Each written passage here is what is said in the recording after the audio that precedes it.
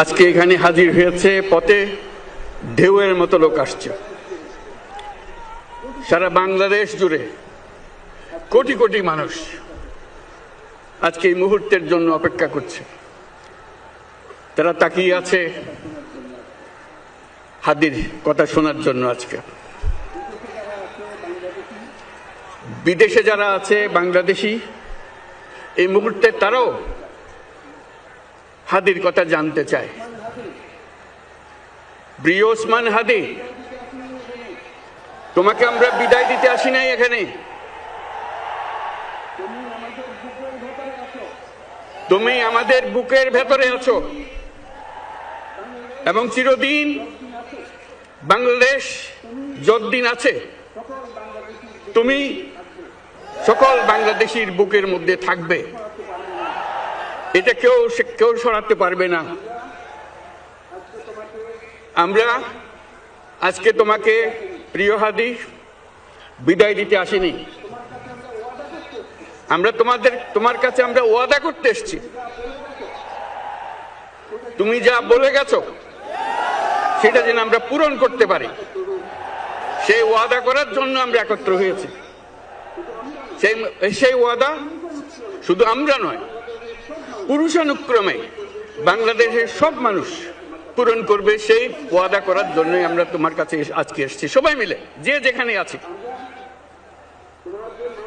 আমরা তোমার যে মানব প্রেম, তোমার যে ভঙ্গি, মানুষের সঙ্গে উঠা বসা, তোমার যে রাজনৈতিক দৃষ্টিভঙ্গি, সবাই প্রশংসা করছে। সেটা আমরা মনে প্রাণে গ্রহণ করছি, যে এটা যেন আমাদের মনে সব সময় জাগ্রত থাকে, আমরা সেটা অনুসরণ করতে পারি। তুমি আমাদেরকে এমন এক মন্ত্র কানে দিয়ে গেছো, সেই মন্ত্র বাংলাদেশে কেউ কোনোদিন ভুলতে পারবে না এবং এই মন্ত্র চিরদিন আমাদের কানে বাঁচতে থাকবে। সেই মন্ত্র বাংলাদেশের বড় মন্ত্র হয়ে আমাদের জাতির সঙ্গে সংযুক্ত থাকবে। তোমার মন্ত্র ছিল বলবীর চির উন্নত মমশির। এই উন্নত মমশিরের যে মন্ত্র তুমি দিয়ে গেছো, সেটা বাংলাদেশি সন্তানের জন্মলগ্ন থেকে যতদিন সে বেঁচে থাকবে নিজের কাছে বলবে, বলবীর চির উন্নত মমশির, আমাদের শির কখনো নত হবে না। সেই মন্ত্র তুমি আমাদেরকে দিয়ে গেছো, আমাদের সব কাজে সেটা আমরা প্রমাণ করব। আমরা দুনিয়ার সামনে মাথা উঁচু করে চলবো, কারো কাছে মাথা নত করব না। সেই মন্ত্র তুমি আমাদেরকে দিয়ে গেছো, আমরা সেটা পূরণ করে যাব। প্রিয় হাদি, তুমি নির্বাচনে অংশগ্রহণ করতে চেয়েছিলে এবং সেই নির্বাচনে অংশগ্রহণ করতে গিয়ে নির্বাচন কিভাবে করতে হয় তারও একটা প্রক্রিয়া জানিয়ে গেছে আমাদেরকে।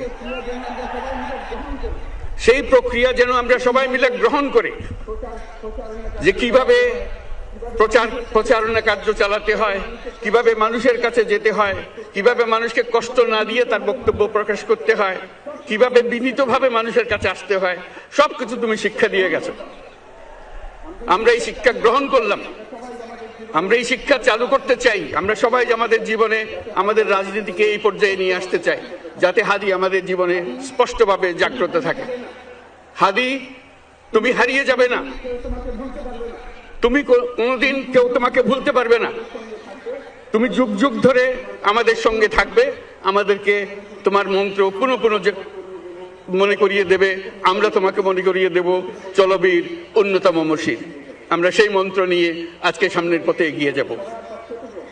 তোমাকে আমাদের সবার পক্ষ থেকে তোমার সঙ্গে ওয়াদা করলাম, আজকে তোমাকে আল্লাহর হাতে আমানত রেখে গেলাম।